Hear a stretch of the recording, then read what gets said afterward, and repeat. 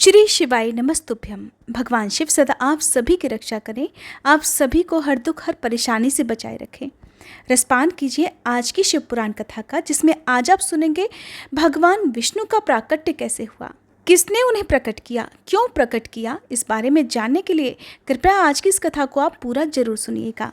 सूत जी कहते हैं, हे महर्षियों, भगवान श्रीहरि के अंतर्ध्यान हो जाने पर मुनिश्रेष्ठ नारद जी शिवलिंगों का भक्तिपूर्वक दर्शन करते हुए पृथ्वी पर विचरने लगे। ब्राह्मणों, भूमंडल पर घूम फिरकर उन्होंने भोग और मोक्ष देने वाले बहुत से शिवलिंगों का प्रेम पूर्वक दर्शन किया। दिव्यदर्शी नारद जी भूतल के तीर्थों में विचर रहे हैं और इस समय उनका चित्त शुद्ध है, ये जानकर वे दोनों शिवगण उनके पास गए। वे उनके दिए हुए शाप से उद्धार की इच्छा रखकर वहां गए थे। उन्होंने आदर पूर्वक मुनि के दोनों पैर पकड़ लिए और शीश झुकाकर भलीभांति प्रणाम करके शीघ्र ही इस प्रकार कहने लगे कि हे ब्राह्मण, हम दोनों शिव के गण हैं। हे मुने, हमने ही आपका अपराध किया है। राजकुमारी श्रीमती के स्वयंवर में आपका चित्त माया से मोहित हो रहा था। उस समय परमेश्वर की प्रेरणा से आपने हम दोनों को श्राप दे दिया था। वहां कुछ समय जानकर हमने चुप रह जाना ही अपनी जीवन रक्षा का उपाय समझा। इसमें किसी का दोष नहीं है, हमें अपने कर्म का ही फल प्राप्त होता है। हे प्रभु, अब आप प्रसन्न होइए और हम दोनों पर कृपा कीजिए। तब देवर्षि नारद कहने लगे, आप दोनों महादेव जी के गण हैं और सत्पुरुषों के लिए परम सम्मानीय हैं। अतः मेरे मोह रहित और सुखदायक यथार्थ वचन को सुनिए। पहले निश्चय ही मेरी बुद्धि भ्रष्ट हो गई थी, बिगड़ गई थी और मैं सर्वथा मोह के वशीभूत हो गया था। इसलिए आप दोनों को मैंने शाप दे दिया था। हे शिवगणों, मैंने जो कुछ कहा है वो वैसा ही होगा, तथापि मेरी बात सुनिए। मैं आपके लिए शापोद्धार की बात बता रहा हूं। आप लोग आज मेरे अपराध को भी क्षमा कर दें।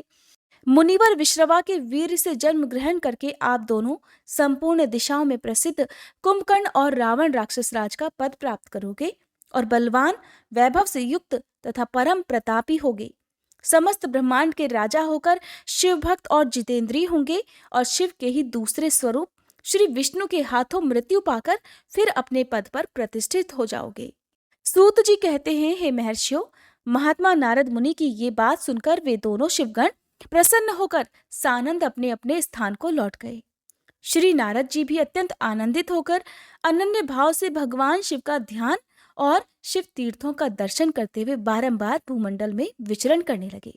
अंत में वे सबके ऊपर विराजमान शिवप्रिया काशीपुरी में गए, जो शिव स्वरूपिणी और शिव को सुख देने वाली है। काशीपुरी का दर्शन करके नारद जी कृतार्थ हो गए। उन्होंने भगवान काशीनाथ का दर्शन किया और परम प्रेम एवं परमानंद से युक्त होकर उनकी पूजा की। काशी का सानंद सेवन करके वे मुनिश्रेष्ठ कृतार्थता का अनुभव करने लगे और प्रेम से विह्वल होकर उसका नमन, वर्णन तथा स्मरण करते हुए ब्रह्मलोक को गए। निरंतर शिव का स्मरण करने से उनकी बुद्धि शुद्ध हो गई थी। वहां पहुंचकर शिव तत्व का विशेष रूप से ज्ञान प्राप्त करने की इच्छा से नारद जी ने ब्रह्मा जी को भक्तिपूर्वक नमस्कार किया और नाना प्रकार के स्तोत्रों द्वारा उनकी स्तुति करके उनसे शिव तत्व के विषय में पूछा। उस समय नारद जी का हृदय भगवान शंकर के प्रति भक्ति भावना से परिपूर्ण था। नारद जी कहने लगे, हे ब्राह्मण, पर ब्रह्म परमात्मा के स्वरूप को जानने वाले पितामह, हे जगत प्रभु, आपके कृपा प्रसाद से मैंने भगवान विष्णु के उत्तम महात्म्य का पूर्णतया ज्ञान प्राप्त किया है।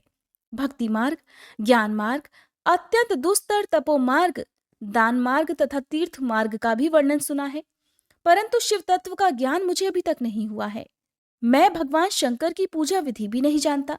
अतः हे प्रभु, आप क्रमशः इन विषयों को तथा भगवान शिव के विविध चरित्रों को और उनके स्वरूप, तत्व, प्राकट्य, विवाह, गृहस्थ धर्म सब कुछ मुझे बताइए। हे निष्पाप पितामह, ये सब बातें तथा और जो भी आवश्यक बातें हों उन सबका आपको वर्णन करना चाहिए। हे प्रजानाथ, शिव और शिवा के आविर्भाव और विवाह का प्रसंग विशेष रूप से कहिए तथा कार्तिकेय जी के जन्म की कथा भी मुझे सुनाइए। हे प्रभु, पहले बहुत से लोगों से मैंने ये बातें सुनी है किंतु तृप्त नहीं हो सका हूँ, इसलिए आपकी शरण में आया हूँ। आप मुझ पर कृपा कीजिए। अपने पुत्र नारद की ये बात सुनकर लोक पितामह ब्रह्मा वहां इस प्रकार कहने लगे, हे ब्राह्मण देव शिरोमणि, तुम सदा समस्त जगत के उपकार में ही लगे रहते हो। तुमने लोगों के हित की कामना से बहुत उत्तम बात पूछी है, जिसके सुनने से संपूर्ण लोगों के समस्त पापों का नाश हो जाता है। उस अनामय शिव तत्व का मैं तुमसे वर्णन करता हूँ। शिव तत्व का स्वरूप बड़ा ही उत्कृष्ट और अद्भुत है। जिस समय समस्त चराचर जगत नष्ट हो गया था, सर्वत्र केवल अंधकार ही अंधकार था। न सूर्य दिखाई देते थे, न चंद्रमा। अन्यान्य ग्रहों और नक्षत्रों का भी कुछ पता नहीं था। न दिन होता था, न रात। अग्नि, पृथ्वी, वायु और जल की भी सत्ता नहीं थी। प्रधान तत्व से रहित सूना आकाश मात्र शेष था। दूसरे किसी तेज की उपलब्धि नहीं होती थी। अदृष्ट आदि का भी अस्तित्व नहीं था। शब्द और स्पर्श भी साथ छोड़ चुके थे।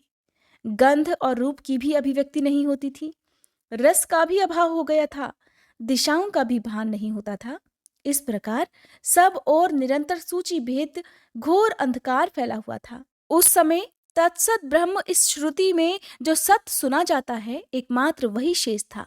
जब ये, वह, ऐसा, जो इत्यादि रूप से निर्दिष्ट होने वाला भावात्मक जगत नहीं था, उस समय एकमात्र वह सत्य ही शेष था, जिसे योगी जन अपने हृदयाकाश के भीतर निरंतर देखा करते हैं। जिस पर ब्रह्म के विषय में ज्ञान और अज्ञान से पूर्ण उक्तियों द्वारा इस प्रकार अर्थात ऊपर बताए अनुसार विकल्प किए जाते हैं, उसने कुछ काल के बाद द्वितीय की इच्छा प्रकट की। उसके भीतर एक से अनेक होने का संकल्प उदित हुआ। तब उस निराकार परमात्मा ने अपनी लीला शक्ति से अपने लिए मूर्ति अर्थात आकार की कल्पना की। वह मूर्ति संपूर्ण ऐश्वर्य, गुणों से संपन्न, सर्व ज्ञानमयी, शुभ स्वरूपा, सर्वव्यापिनी, सर्वरूपा, सर्वदर्शनी, सर्वकारिणी, सबकी एकमात्र वंदनीया, सर्वाद्या, सब कुछ देने वाली और संपूर्ण संस्कृतियों का केंद्र थी।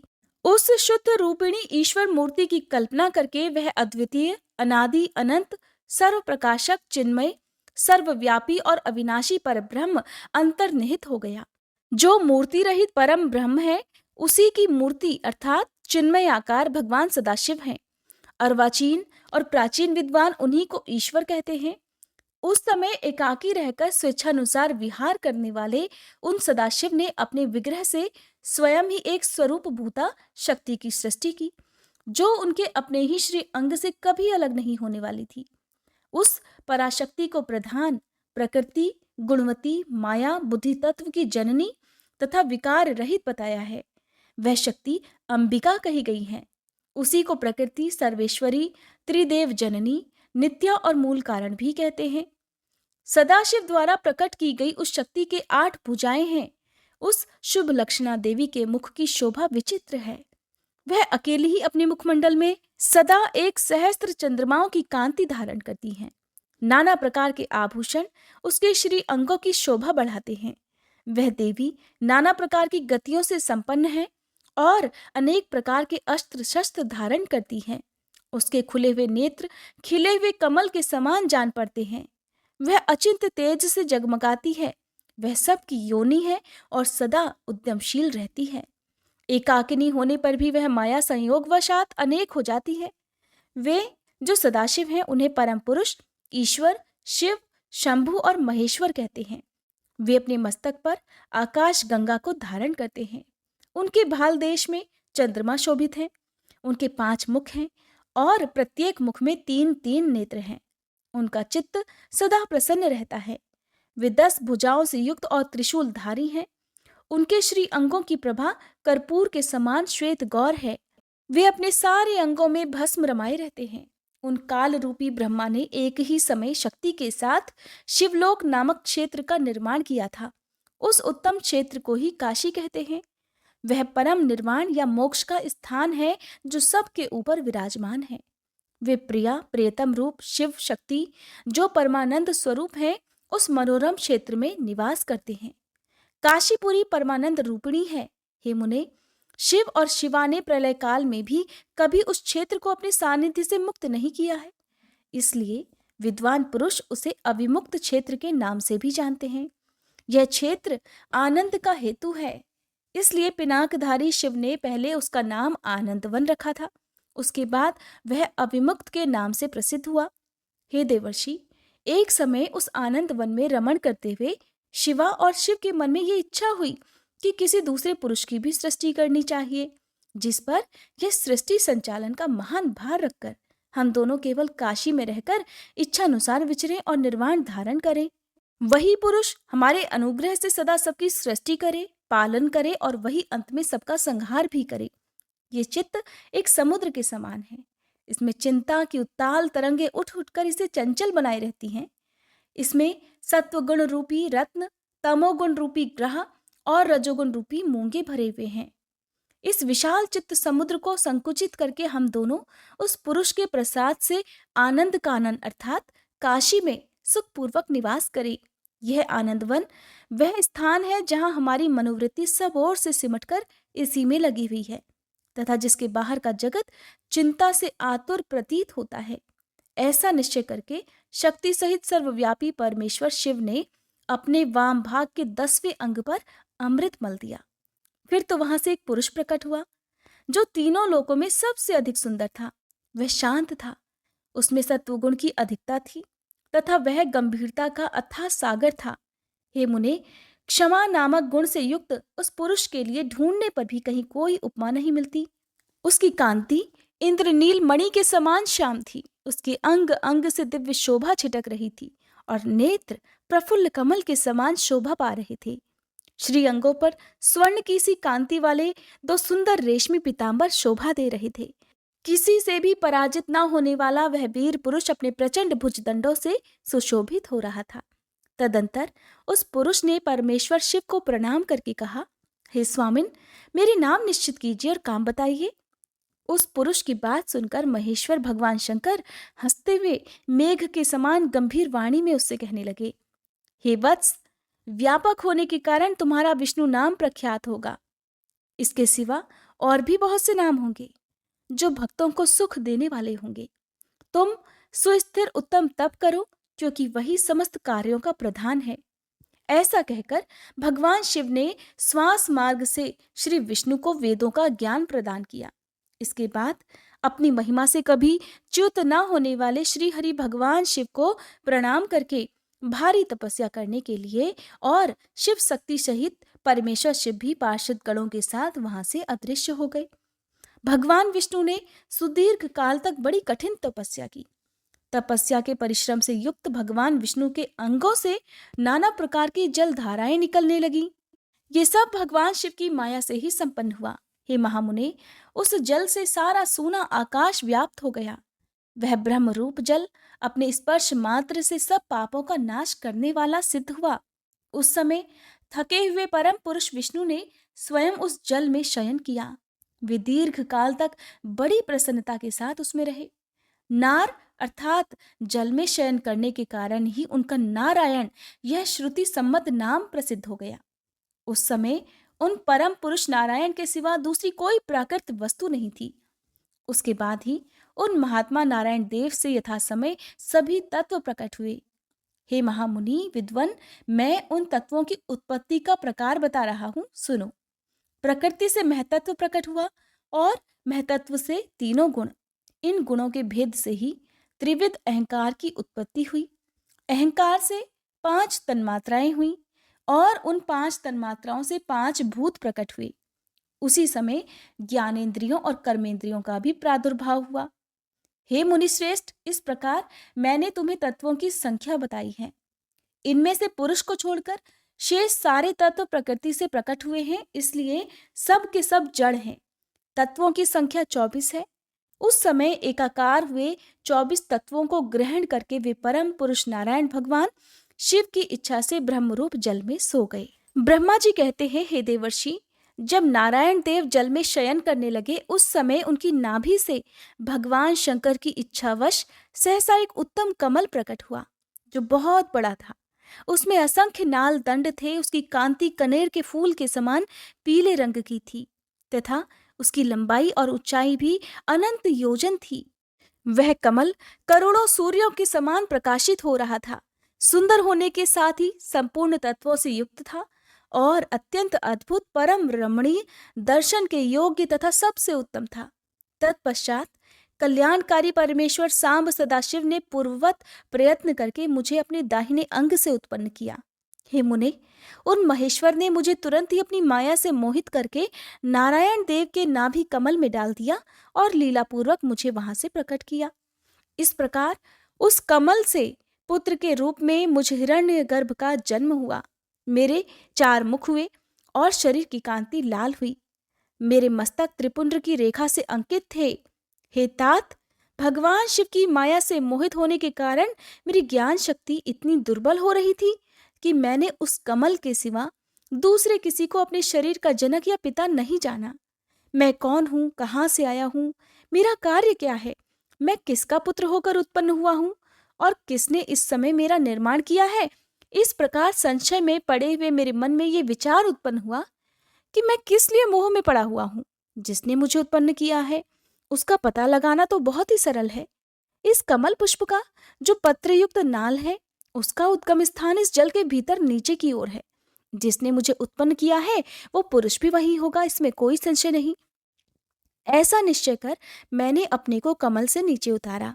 हे मुने, मैं उस कमल की एक एक नाल में गया और सैकड़ों वर्षों तक वहां भ्रमण करता रहा, किंतु कहीं भी उस कमल के उद्गम का उत्तम स्थान मुझे मिला ही नहीं। तब पुनः संशय में पड़कर मैं उस कमल पुष्प पर जाने को उत्सुक हुआ और नाल के मार्ग से उस कमल पर चढ़ने लगा।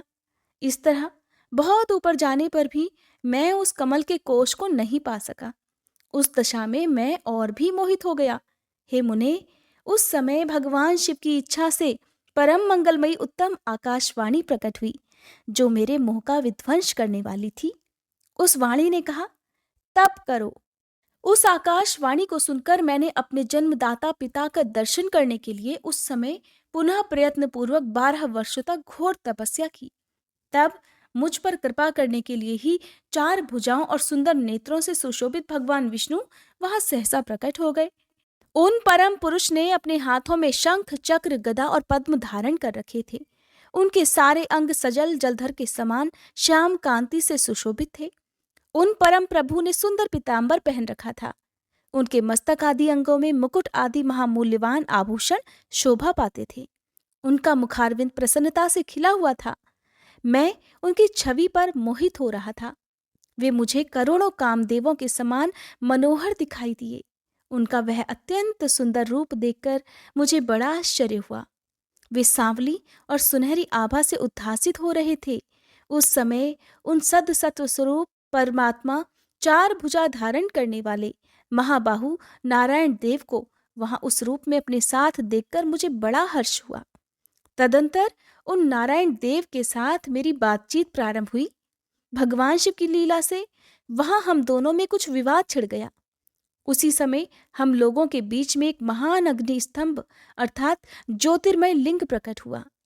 मैंने और श्री विष्णु ने क्रमशः ऊपर और नीचे जाकर उसके आदि अंत का पता लगाने के लिए बड़ा प्रयत्न किया, परंतु हमें कहीं भी उसका कोई ओर छोर नहीं मिला। मैं थककर ऊपर से नीचे लौट आया और भगवान विष्णु भी उसी तरह नीचे से ऊपर आकर मुझसे मिले। हम दोनों शिव जी की माया से मोहित थे। श्री हरि ने मेरे साथ आगे पीछे से और अगल बगल से परमेश्वर शिव को प्रणाम किया। फिर वे सोचने लगे, ये क्या वस्तु है, इसके स्वरूप का निर्देश नहीं किया जा सकता, क्योंकि ना तो इसका कोई नाम है न कर्म ही है। लिंग रहित तत्व ही यहाँ लिंग भाव को प्राप्त हो गया है। ध्यान मार्ग में भी इसके स्वरूप का कुछ पता नहीं चलता। इसके बाद मैं और श्री हरि दोनों ने अपने चित्त को स्वस्थ करके उस अग्नि स्तंभ को प्रणाम करना आरंभ कर दिया। हम दोनों कहने लगे, हे महाप्रभु, हम आपके स्वरूप को नहीं जानते। आप जो कोई भी क्यों न हो, आपको हमारा नमस्कार है। हे महेशान, आप शीघ्र ही हमें अपने यथार्थ रूप का दर्शन कराइए। हे मुनिश्रेष्ठ, इस प्रकार अहंकार से आविष्ट हुए हम दोनों ही वहां नमस्कार करने लगे। ऐसा करते हुए हमारे 100 वर्ष बीत गए। अब जानिए कि किस प्रकार ब्रह्मा और विष्णु को भगवान शिव के शब्दमय शरीर का दर्शन हुआ। श्री ब्रह्मा जी कहते हैं, हे मुनिश्रेष्ठ नारद, इस प्रकार हम दोनों देवता गर्व रहित होकर निरंतर प्रणाम करते रहे। हम दोनों के मन में एक ही अभिलाषा थी कि इस ज्योतिर्लिंग के रूप में प्रकट हुए परमेश्वर प्रत्यक्ष दर्शन दे। भगवान शंकर दीनों के प्रतिपालक, अहंकारियों का गर्व चूर्ण करने वाले तथा सबके अविनाशी प्रभु हैं। वे हम दोनों पर दयालु हो गए। उस समय वहां उन सुर श्रेष्ठ से ओम ओम ऐसा शब्द रूप नाद प्रकट हुआ जो स्पष्ट रूप से सुनाई देता था। जोर जोर से प्रकट होने वाले उस शब्द के विषय में ये क्या है, ऐसा सोचते हुए समस्त देवताओं के आराध्य में भगवान विष्णु मेरे साथ संतुष्ट चित्त से खड़े रहे। वे सर्वथा वैरभाव से रहित थे। उन्होंने लिंग के दक्षिण भाग में सनातन आदिवर्ण अकार का दर्शन किया, उत्तर भाग में उकार का, मध्य भाग में मकार का और अंत में ओम इस नाद का साक्षात दर्शन और अनुभव किया। दक्षिण भाग में प्रकट हुए आदिवर्ण आकार को सूर्य मंडल के समान तेजोमय देखकर जब उन्होंने उत्तर भाग में दृष्टिपात किया, तब वहां उकार वर्ण अग्नि के समान दीप्तशाली दिखाई दिया। हे मुनिश्रेष्ठ, इसी तरह उन्होंने मध्य भाग में मकार को चंद्रमंडल के समान उज्जवल कांति से प्रकाशमान देखा। उस समय श्री हरि ये सोचने लगे कि ये अग्नि स्तंभ यहाँ कहाँ से प्रकट हुआ है। हम दोनों फिर इसकी परीक्षा करें। मैं इस अनुपम अनंत स्तंभ के नीचे जाऊंगा, ऐसा विचार करते हुए श्री हरि ने वेद और शब्द दोनों के आवेश से युक्त विश्वात्मा शिव का चिंतन किया। तब वहां एक ऋषि प्रकट हुए, जो ऋषि समूह के परम सार रूप माने जाते हैं। उन्हीं ऋषि के द्वारा परमेश्वर श्री विष्णु ने जाना कि इस शब्द ब्रह्ममय शरीर वाले परम लिंग के रूप में साक्षात पर ब्रह्म स्वरूप महादेव जी ही यहाँ प्रकट हुए हैं। ये चिंता रहित अथवा अचिंत्य रुद्र हैं। जहां जाकर मन सहित वाणी उसे प्राप्त किए बिना ही लौट आती है। इन बीजी भगवान महेश्वर के लिंग से अकार रूप बीज प्रकट हुआ, जो उकार रूप योनि में स्थित होकर सब ओर बढ़ने लगा। वह स्वर्णमय अंड के रूप में ही बताने योग्य था। उसका और कोई भी विशेष लक्षण नहीं लक्षित होता था। वह दिव्य अंड अनेक वर्षों तक जल में ही स्थित रहा। तदंतर 1000 वर्ष के बाद उस अंड के 2 टुकड़े हो गए। जल में स्थित हुआ वह अंड अजन्मा ब्रह्मा जी की उत्पत्ति का स्थान था और साक्षात महेश्वर के आघात से ही फूटकर 2 भागों में विभक्त हो गया था। उस अवस्था में उसका ऊपर स्थित हुआ स्वर्णमय कपाल बड़ी शोभा पाने लगा। वही द्युलोक के रूप में प्रकट हुआ तथा उसका दूसरा नीचे वाला कपाल था। वही ये 5 लक्षणों से युक्त पृथ्वी है। इस तरह देवेश्वर शिव को जानकर श्री हरि ने शक्ति संभूत मंत्रों द्वारा उत्तम एवं महान अभ्युदय से शोभित होने वाले उस महेश्वर देव का स्तवन किया। इसी बीच में मेरे साथ विश्वपालक भगवान विष्णु ने एक और भी अद्भुत और सुंदर रूप देखा। हे मुने, वह रूप 5 मुखों वाला और 10 भुजाओं से अलंकृत था। उसकी कांति कर्पूर के समान गौर थी। वह नाना प्रकार की छटाओं से छविमान और भांति भांति के आभूषणों से विभूषित था। उस परम उदार महापराक्रमी और महापुरुष के लक्षणों से संपन्न अत्यंत उत्कृष्ट रूप का दर्शन करके मैं और श्री हरि दोनों कृतार्थ हो गए। श्री ब्रह्मा जी कहते हैं, हे नारद जी, भगवान विष्णु के द्वारा की हुई अपनी स्तुति सुनकर करुणानिधि महेश्वर बड़े प्रसन्न हुए और उमा देवी के साथ सहसा वहां प्रकट हो गए। उस समय उनके 5 मुख और प्रत्येक मुख में 3-3 नेत्र शोभा पा रहे थे। भाल देश में चंद्रमा का मुकुट सुशोभित था। सिर पर जटा धारण किए गौरवर्ण विशाल नेत्र शिव ने अपने संपूर्ण अंगों में विभूति लगा रखी थी। उनके 10 भुजाएं थी, कंठ में नील चिन्ह था। उनके श्री अंग समस्त आभूषणों से विभूषित थे। उन सर्वांग सुंदर शिव के मस्तक भस्ममय त्रिपुंड से अंकित थे। ऐसे विशेष गुणों से युक्त परमेश्वर महादेव जी की भगवती उमा के साथ उपस्थिति देख मैंने और भगवान विष्णु ने पुनः प्रिय वचनों द्वारा उनकी स्तुति की। तब पापहारी करुणा कर भगवान महेश्वर ने प्रसन्नचित होकर उन श्री विष्णुदेव को श्वास रूप से वेद का उपदेश दिया।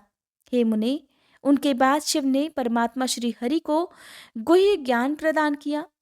फिर उन परमात्मा ने कृपा करके मुझे भी वह ज्ञान दिया। वेद का ज्ञान प्राप्त करके कृतार्थ हुए भगवान विष्णु ने मेरे साथ हाथ जोड़कर महेश्वर को नमस्कार करके पुनः उनसे पूजन की विधि बताने तथा सदुपदेश देने के लिए प्रार्थना की।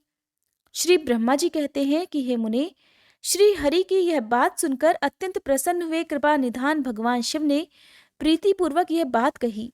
भगवान शिव कहने लगे, हे सुरश्रेष्ठ गण, मैं तुम दोनों की भक्ति से निश्चय ही बहुत प्रसन्न हूँ। तुम लोग मुझ महादेव की ओर देखो। इस समय तुम्हें मेरा स्वरूप जैसा दिखाई देता है वैसे ही रूप का प्रयत्न पूर्वक पूजन चिंतन करना चाहिए। तुम दोनों महाबली हो और मेरी स्वरूप भूता प्रकृति से प्रकट हुए हो। मुझ सर्वेश्वर के दाएं बाएं अंगों से तुम्हारा आविर्भाव हुआ है। ये लोक पितामह ब्रह्मा मेरे दाहिने पार्श्व से उत्पन्न हुए हैं और तुम अर्थात विष्णु मुझ परमात्मा के वाम पार्श्व से प्रकट हुए हो। मैं तुम दोनों पर भलीभांति प्रसन्न हूँ और तुम्हें मनोवांछित वर देता हूँ। मेरी आज्ञा से तुम दोनों की मुझ में सुदृढ़ भक्ति हो। हे ब्राह्मण, तुम मेरी आज्ञा का पालन करते हुए जगत की सृष्टि करो और वत्स विष्णु तुम इस चराचर जगत का पालन करते रहो। हम दोनों से ऐसा कहकर भगवान शंकर ने हमें पूजा की उत्तम विधि प्रदान की, जिसके अनुसार पूजित होने पर वे पूजक को अनेक प्रकार के फल प्रदान करते हैं। शंभु की उपर्युक्त बातें सुनकर मेरे सहित श्री हरि ने महेश्वर को हाथ जोड़कर प्रणाम करते हुए कहा, प्रभु, यदि हमारे प्रति आपके हृदय में प्रीति उत्पन्न हुई है और यदि आप हमें वरदान देना आवश्यक समझते हैं, तो हम तो यही वर मांगते हैं कि आप में हम दोनों की सदा अनन्य और अविचल भक्ति बनी रहे। ब्रह्मा जी कहते हैं, हे मुने, श्री हरि की ये बात सुनकर भगवान हर ने पुनः मस्तक झुकाकर प्रणाम करके हाथ जोड़ खड़े हुए उन नारायण देव से स्वयं कहा। श्री महेश्वर कहने लगे, मैं सृष्टि, पालन और संहार करता हूँ, सगुण और निर्गुण हूँ तथा सच्चिदानंद स्वरूप निर्विकार पर ब्रह्म परमात्मा हूँ। हे विष्णु, सृष्टि, रक्षा और प्रलय रूप गुणों अथवा कार्यों के भेद से मैं ही ब्रह्मा, विष्णु और रुद्र नाम धारण करके तीनों स्वरूपों में विभक्त हुआ हूँ। हरे, वास्तव में सदा निष्कल हूँ। हे विष्णु, तुमने और ब्रह्मा ने मेरे अवतार के निमित्त जो स्तुति की है, तुम्हारी उस प्रार्थना को मैं अवश्य सच्ची करूंगा, क्योंकि मैं भक्तवत्सल हूँ। ब्राह्मण, मेरा ऐसा ही परम उत्कृष्ट रूप तुम्हारे शरीर से इस लोक में प्रकट होगा, जो नाम से रुद्र कहलाएगा। मेरे अंश से प्रकट हुए रुद्र की सामर्थ्य मुझसे कम नहीं होगी। जो मैं हूं वही यह रुद्र है। पूजा की विधि विधान की दृष्टि से भी मुझ में और उसमें कोई अंतर नहीं है। जैसे ज्योति का जल आदि के साथ संपर्क होने पर भी उसमें स्पर्श दोष नहीं लगता, उसी प्रकार मुझ निर्गुण परमात्मा को भी किसी के संयोग से बंधन नहीं प्राप्त होता। ये मेरा शिव रूप है। जब रुद्र प्रकट होंगे तब वे भी शिव के ही तुल्य होंगे। महामुने, उनमें और शिव में परायपन का भेद नहीं करना चाहिए। वास्तव में एक ही रूप सब जगत में व्यवहार निर्वाह के लिए दो रूपों में विभक्त हो गया है। अतः शिव और रुद्र में कभी भेद बुद्धि नहीं करनी चाहिए। वास्तव में सारा दृश्य ही मेरे विचार से शिव रूप है। मैं, तुम, ब्रह्मा तथा जो ये रुद्र प्रकट होंगे वे सब के सब एक रूप हैं। इनमें भेद नहीं है। भेद मानने पर अवश्य ही बंधन होगा, तथापि मेरा शिव रूप ही सनातन है। यही सदा सब रूपों का मूलभूत कहा गया है। ये सत्य, ज्ञान एवं अनंत ब्रह्मा है। ऐसा जानकर सदा मन से मेरे यथार्थ स्वरूप का दर्शन करना चाहिए। ब्राह्मण, सुनो, मैं तुम्हें एक गोपनीय बात बता रहा हूं। मैं स्वयं ब्रह्मा जी की भ्रकुटी से प्रकट होऊंगा। गुणों में भी मेरा प्राकट्य कहा गया है।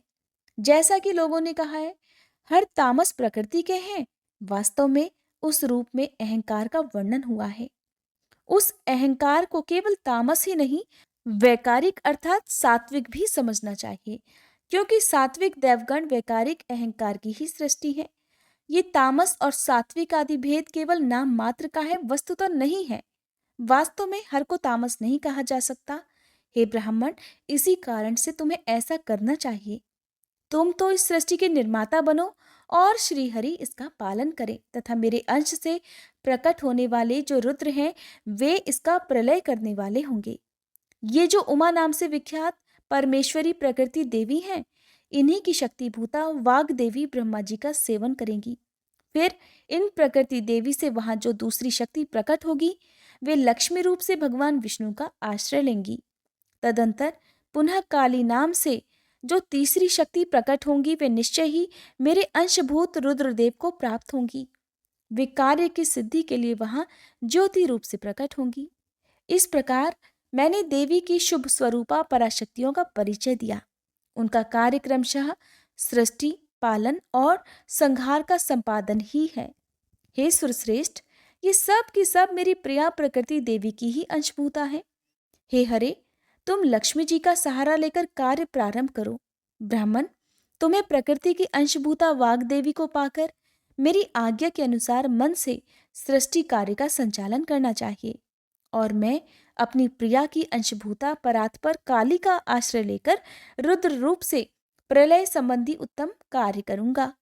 तुम सब लोग अवश्य ही संपूर्ण आश्रमों तथा उनसे भिन्न अन्यान्य विविध कार्यों द्वारा चारों वर्णों से भरे हुए लोक की सृष्टि और रक्षा आदि करके सुख पाओगे।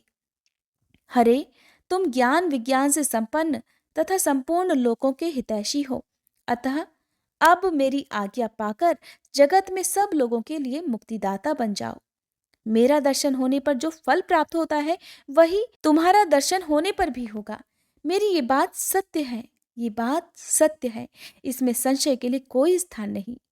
मेरे हृदय में विष्णु है और विष्णु के हृदय में मैं हूं। जो इन दोनों में अंतर नहीं समझता वही मुझे विशेष प्रिय है।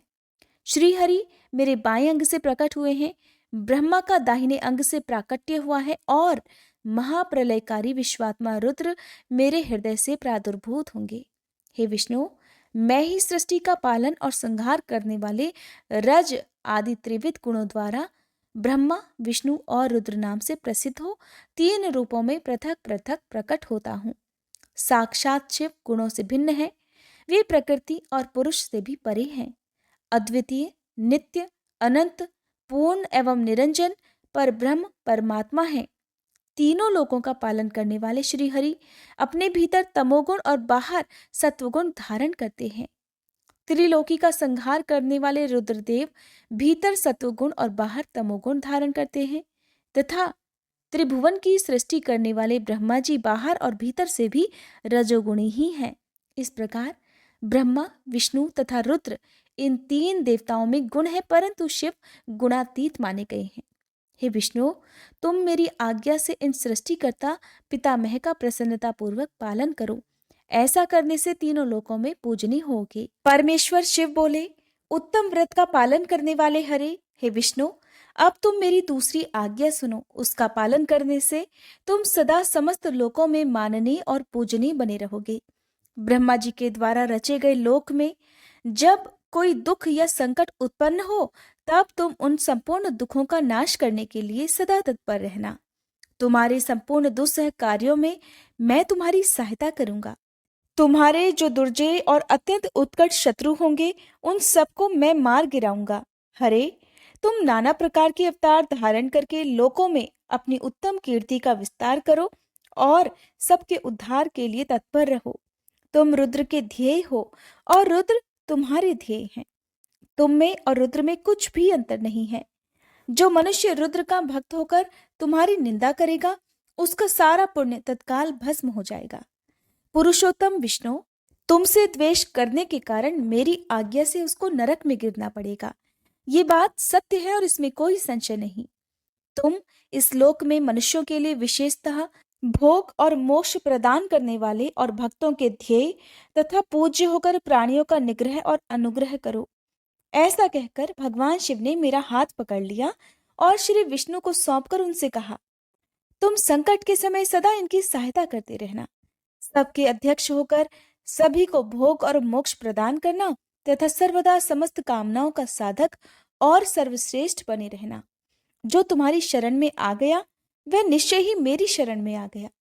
जो मुझ में और तुम में अंतर समझता है वह अवश्य नरक में गिरता है।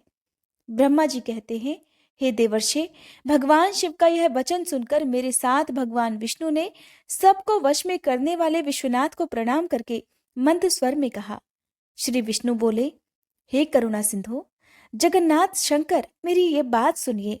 मैं आपकी आज्ञा के अधीन रहकर ये सब कुछ करूंगा। हे स्वामिन, जो मेरा भक्त होकर आपकी निंदा करे उसे आप निश्चय ही नरकवास प्रदान करें। नाथ, जो आपका भक्त है वह मुझे अत्यंत प्रिय है। जो ऐसा जानता है उसके लिए मोक्ष दुर्लभ नहीं है। श्री हरि का ये कथन सुनकर दुखहारी हर ने उनकी बात का अनुमोदन किया और नाना प्रकार के धर्मों का उपदेश देकर हम दोनों के हित की इच्छा से हमें अनेक प्रकार के वरदान दिए।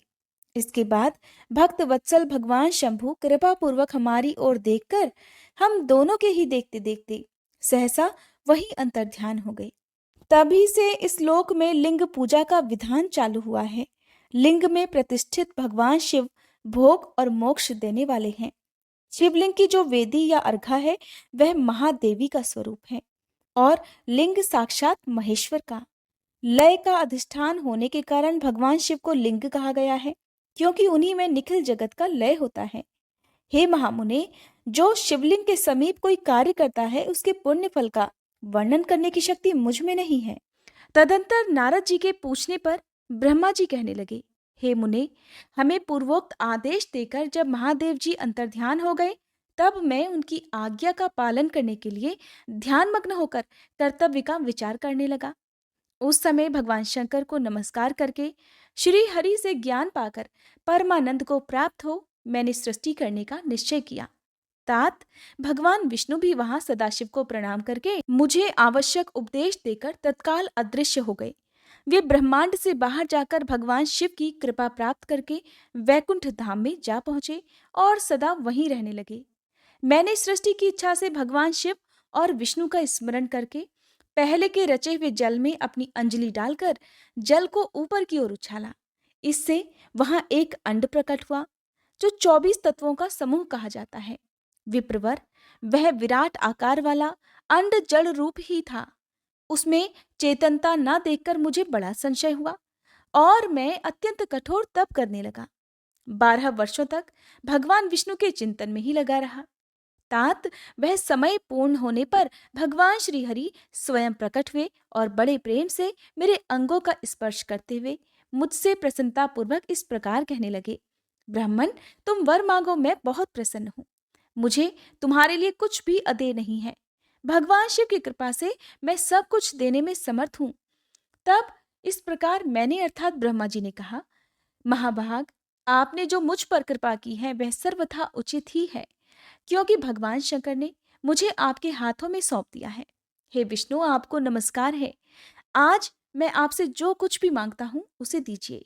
हे प्रभु, ये विराट रूप 24 तत्वों से बना हुआ अंड किसी तरह चेतन नहीं हो रहा है, जड़ी भूत दिखाई देता है।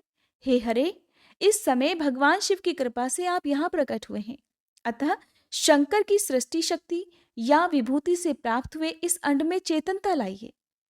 मेरे ऐसा कहने पर शिव की आज्ञा में तत्पर रहने वाले महाविष्णु ने अनंत रूप का आश्रय ले इस अंड में प्रवेश किया।